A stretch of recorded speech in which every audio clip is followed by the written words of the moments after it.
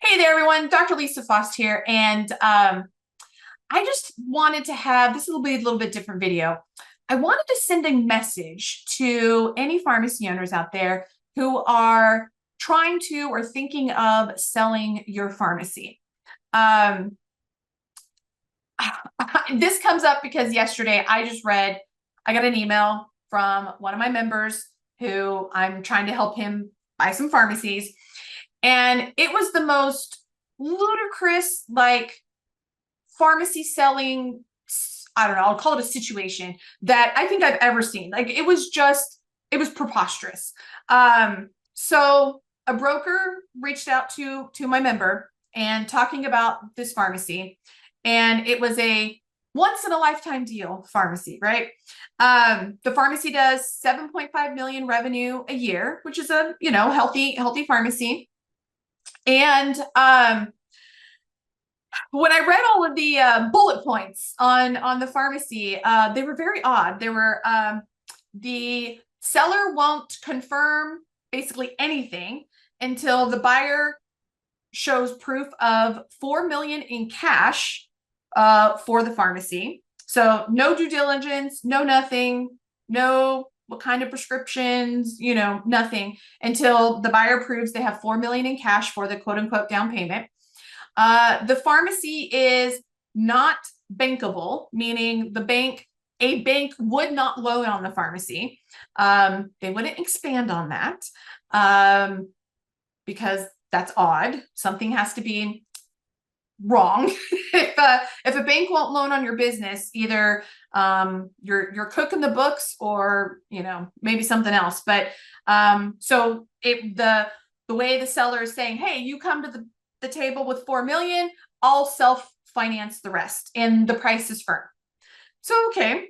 Next bullet point is you will only talk to buyers who are going to actually work the pharmacy as the owner, as the pharmacist, because otherwise the profit isn't there if they're going to hire a pharmacist to work the store.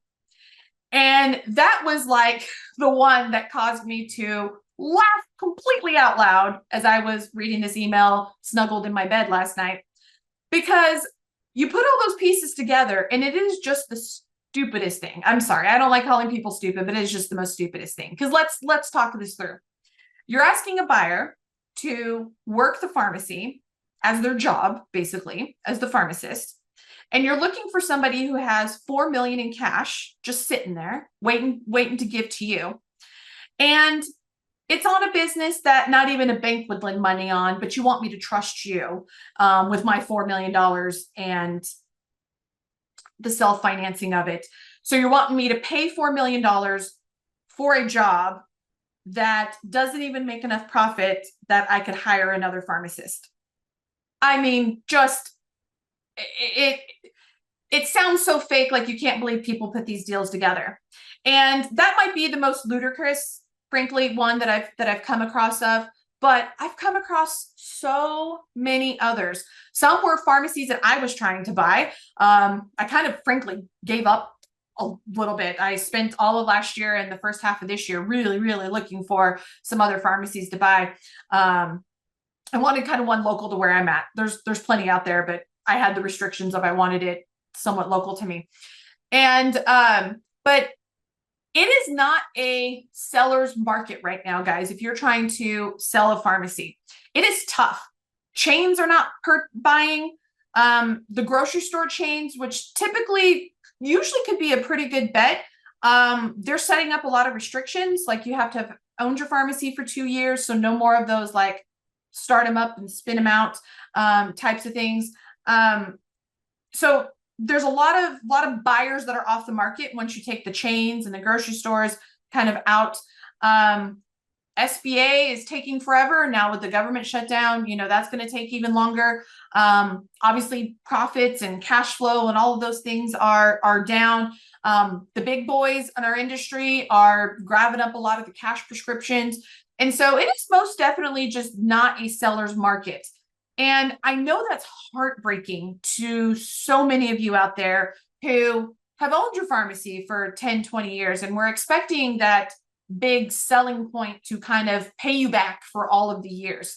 And so, but you have to be realistic. Don't ask somebody to pay $4 million in cash upfront for a job where they're just going to make, I don't even know how much profit, but there wasn't enough profit to sell or to hire another pharmacist.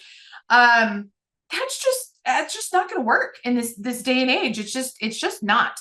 And so if you feel trapped, if you feel maybe like you're not going to get your dream offer on your pharmacy, then it's time to buckle down and like go to work. Don't let it just dissolve and go away and ruin you financially. I've ran into some people that have done that, and they regret those choices because it has far more reaching consequences than maybe you initially think. So you can turn your pharmacy around. You can make it profitable, whether it's to then sell it or to at least make it profitable that you hire a pharmacist and you become just the CEO owner, and you get to sit in that different kind of seat, and you actually own your pharmacy instead of your pharmacy owning you. But I just thought I would share that story. I thought I had seen some of the worst selling offers out there, and that one last night took the cake. So yeah, I don't recommend that being your conversation with the potential buyer, because it just makes absolutely no sense. If you, we have a bunch of resources if you're interested in what your pharmacy might be worth. We have them available on the DiversifyRx website for free downloads. Feel free to pop any questions or comments. If you have any interesting stories of buying or selling a pharmacy, share. I like to hear, I like to hear these crazy things. So other than that, I'll talk to you again next time, guys. Adios. Bye-bye.